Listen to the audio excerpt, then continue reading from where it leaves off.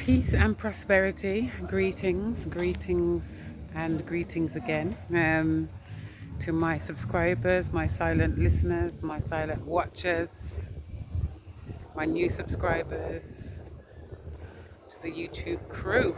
Welcome to McKeeman Taylordtherapy. So, as I said, I would do a video.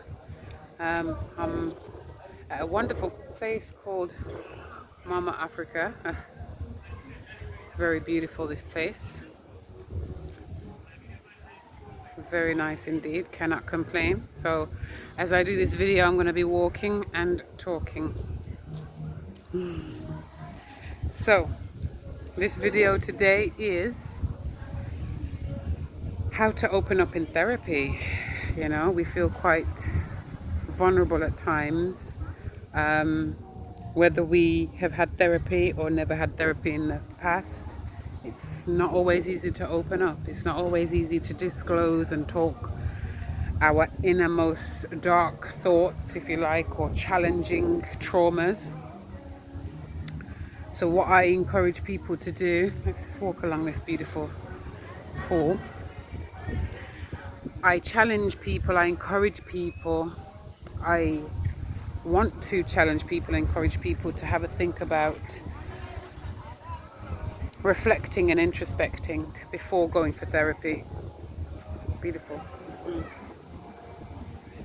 Why not? Yeah. Why not see therapy, if you don't already, as a doctor for the mind? Why not? We should do that. 100%. We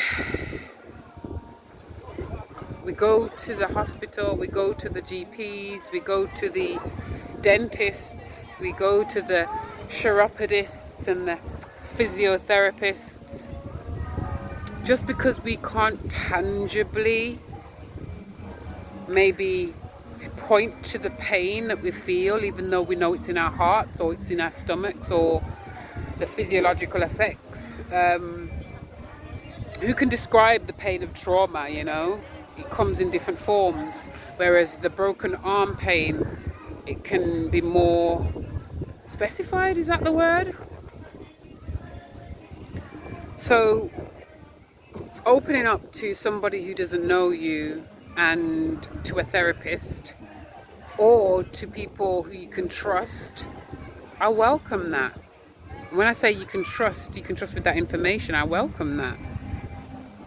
You know, like I was saying, see it as an appointment to get your mind in check, and even to make sure that you're on the right tracks, because sometimes when we're in therapy, we don't even know whether we're on the right tracks or not. We assume that we are. It's good for us to do that and check in with no hidden agendas, with just wanting to be more like yourself, or more balanced in your emotions and who you are and what you are.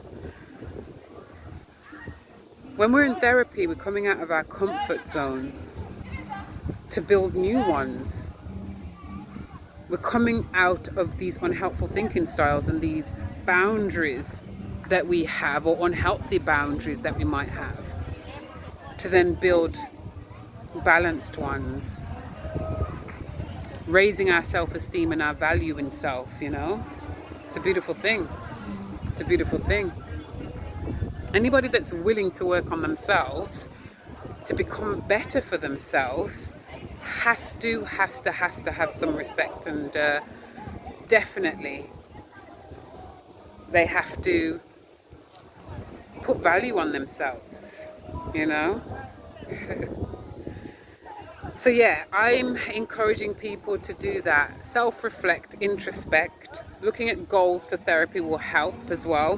What are you going to therapy for? Are you going to therapy because it looks good for other people and you said that you've been? Or are you going to genuinely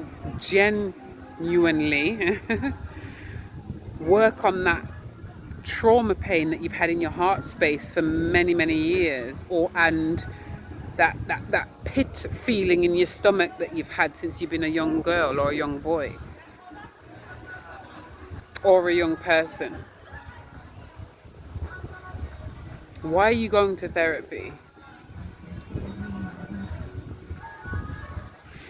So having the reasons why helps. Having goals for therapy as to what you want to work on, whether it's the trauma, you don't know, whether you just want to be happy. Break it down into further steps. What does happiness look like for you? What is happiness for you? What's that feeling of content? What does that feel like? What does peace feel like? What would that look like? What would that smell like? Who would be around you? Who won't be around you, you know? We need to do this. We need to do this for our own sanity, our own, what's the word? There's a word. Self-preservation, that's it. So, do it guys, do it guys. My friends are meeting up. That's the owner of the place. Her son's called Africa.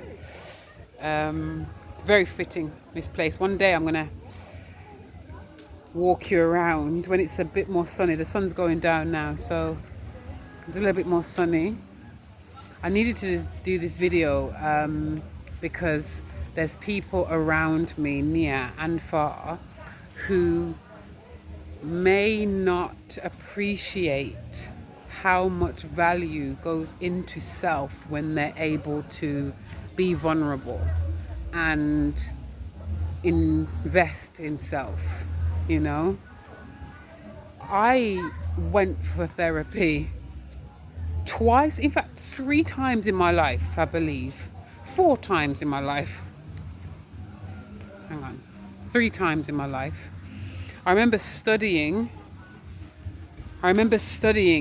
on this course, cognitive behavioral therapeutic course, and they don't require, I'm going to go into detail about how to be a great therapist. That's another thing that I'm going to be doing. For those who are in training, those who are up and coming, those who have been in therapy for years, those who just want to reflect on what I've got to say, that's coming out soon. It's good for clients as well, or people that's in therapy. Anyway, so I was training for this particular course, and I went for therapy. It wasn't a requirement, but I thought I knew I needed it. When I was studying on this course, I like to disclose a lot about myself, so I'm just being mindful that not everybody wants to know, but some people do. When I was studying on this course, I was working with a young woman, beautiful, spirited soul, and we identified that she has, oh wow, what are these? I don't know what they are. Sorry. Hello. You come out your home. I don't know what these are. They're like, I don't even know what they are. They're like meerkats, but they're not quite meerkats. Wow. It's like a little family there. Anyway, so my point. I was studying, working with clients because we had to do that in order as part of training. And we quickly realized that she had self-esteem challenges. And in supervision, because you have to have and be supervised every so often, we talked about the case, and I just didn't know why I was so challenged by the case. Well, not a case study, you know, this client study, should I say. Apologies for my terminology. And then we realized that actually I had self-esteem challenges. And we realized where we got the self-esteem challenges by knowing what my core beliefs were, and at the time were, and I didn't feel good enough. Where did I learn that? From my mother, you know, and the way I was raised. And I was willing to do that work on self, which I did. So I did that work on self, and then nearer to the end of my course, I went for therapy. And it was Gestalt counseling, which I loved. with a white man. I can't remember his name. Gareth something? Anyway, big up himself. We had some deep, interesting conversations. But it was worth it and needed. And I was willing to be vulnerable. And even as a therapist, I've had therapy. It's wonderful to get vulnerable. It shows how strong we are when we can see it from that point of view and perspective. So yes, let me know what you think of this video. Like, subscribe, share, click that bell, because every time I upload, which is going to be at least twice a week, you'll see the notifications. I'm on Twitter, I'm on Facebook, and I am also on IG, Instagram. At me on Instagram at Taylordtherapy. Every Wednesdays I've got a midweek mindset, 6 p.m. BST, British Summer Time, 6 p.m. So check me out if you can. Have a good evening, have a good day, have a good night. Peace.